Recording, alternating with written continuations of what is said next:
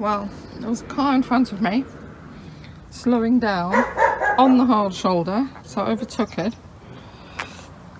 and then it turned left. Just look at Bertie.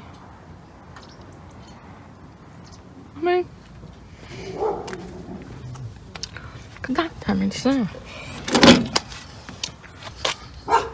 Poor Bertie. What am I going to do? Shall I go back and find the driver?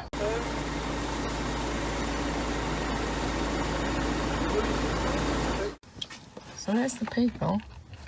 Look at them. They don't even wear masks properly. It's giving me evil looks. I'll find the police.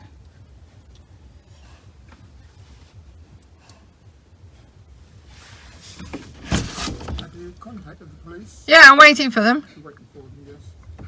I said that. There's no point in photographing me because I will photograph you also.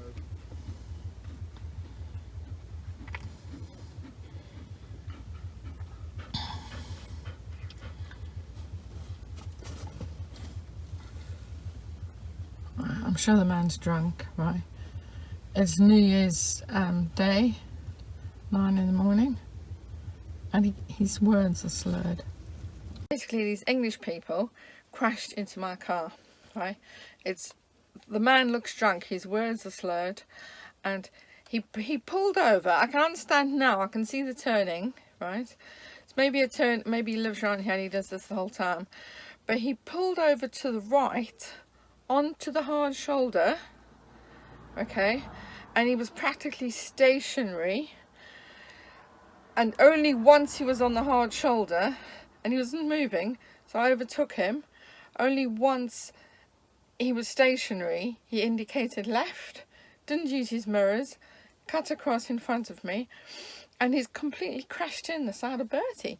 Bertie's very strong. Bertie's just got like a bit of a dent, but it's their fault, really, and they're giving me evils, and also they don't wear their masks properly, and they look like Brexiteers. So anyway, I'm waiting for the police.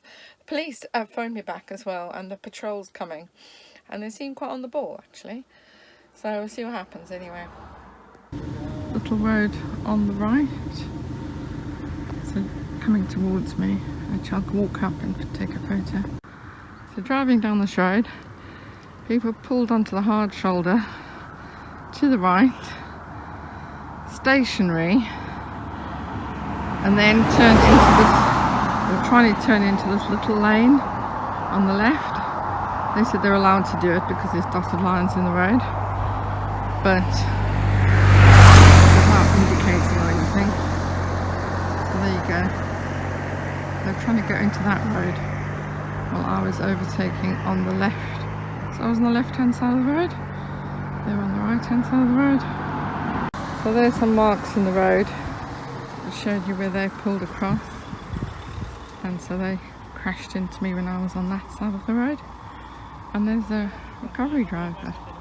So everything's all very quick. There were 2 police vans, yeah, within 10 minutes, and now their car is to be recovered because the wheel's stuck or something. So they're going to do that. But this is all within an hour, so it's very quick. There they are. A man called Keith. Entonces, si lo quiero, Sí. sí, eso porque no posible si eso. Pero tú venías, tú ibas como ese coche para allá, Sí, o sí. venías para aquí. No. Este. Yeah, this is the way. Ahí. Portaje 342. En dirección, sí, a la 303 kilos al metro. entonces sí, eso. Mire, contabilidad de la matrícula de turismo, Centro. está accidentado aquí en la glorieta en el 8300. ¿Quiero? En el 688-300. Entonces, The accident is here, or where is the De accident? la 930.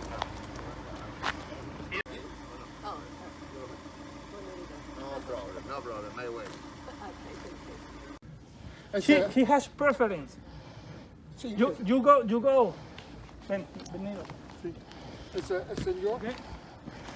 You watch with the mirror. Sí, eso. You say, wow, it's a car. Right. right? Or she has. So if I am in front, where do I go? If she has the precedence to come Yeah, by, that, pero it's do I not. have to park here? It's the start the overtake. No, didn't stop to overtake. No start. Yeah, it's back.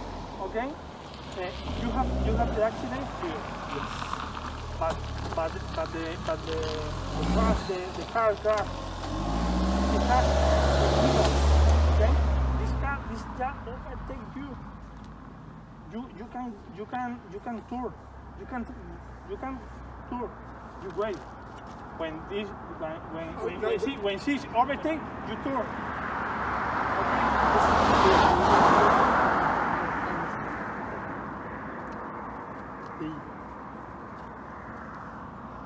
The lane I was here.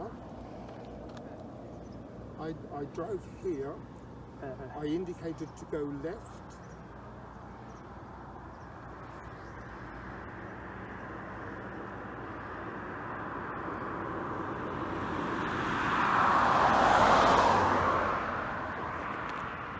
Sí, solo un poco al centro.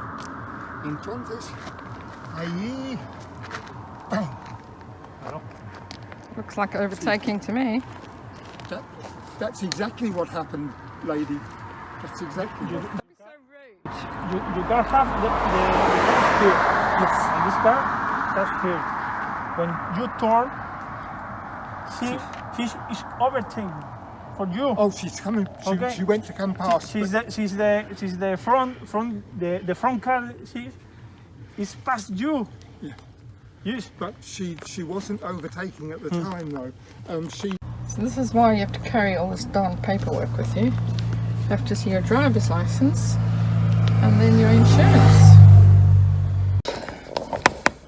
So after all that, the police said it wasn't my fault. It was interesting that they said that just based on what that Englishman said.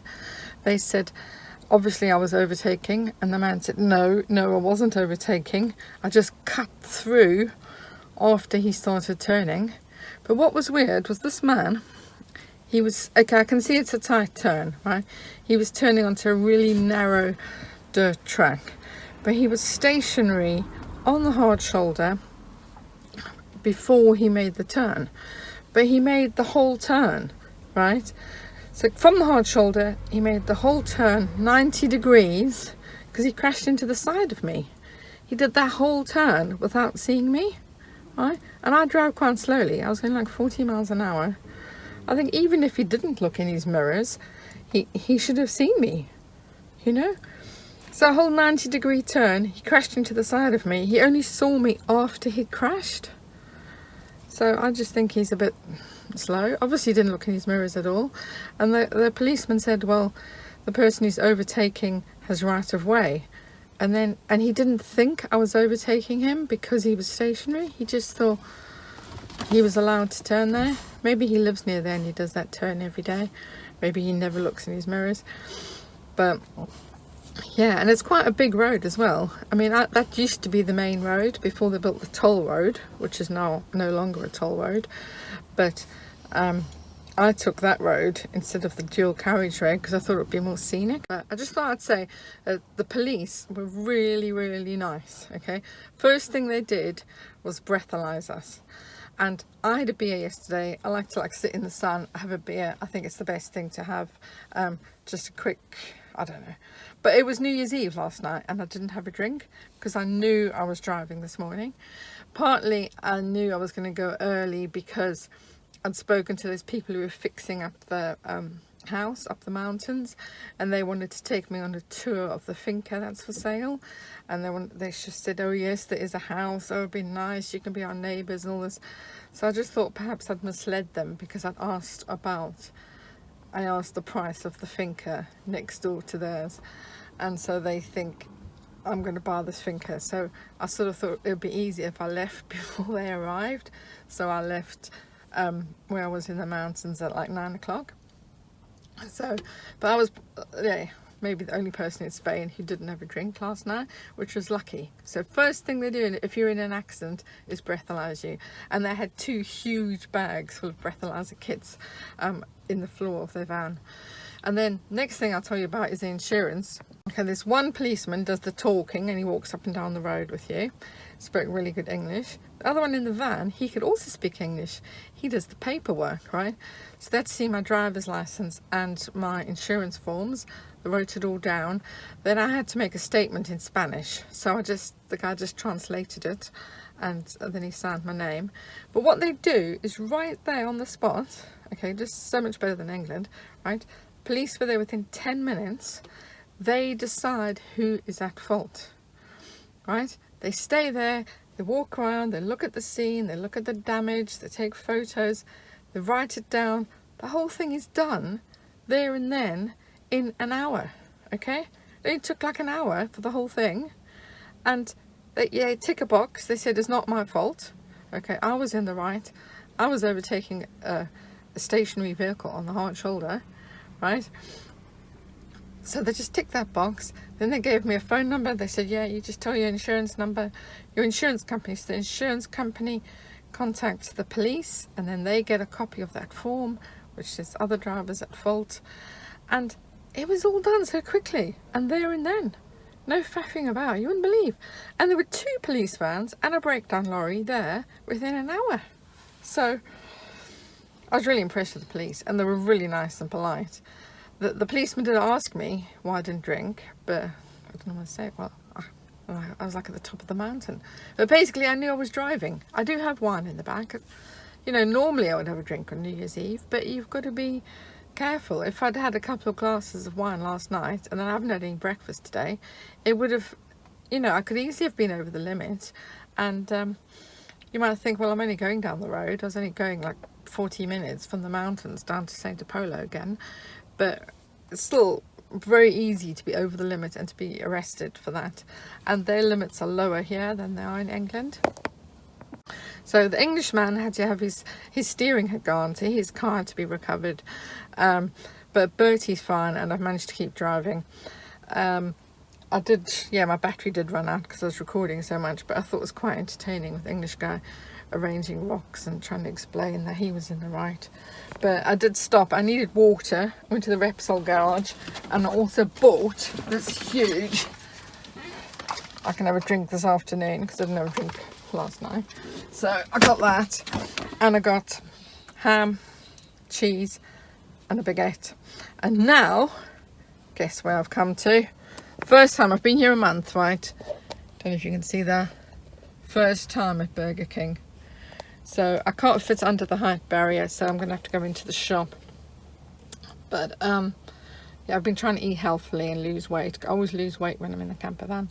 So yeah, that's my my story about just be really, really careful with drinking and driving in Spain, and have all your documents with you. But the police were lovely, actually. First time I've had chips for a month. Coke, burger and chips. So I've been trying to clean the side of Bertie, and also, I don't know, there's just quite a bit of rust that's come off. Might need a bit of welding down there, but the exhaust seems okay. Anyway, I'm going to put some black vinyl over it. I don't have duct tape, but I've got some vinyl to put on top.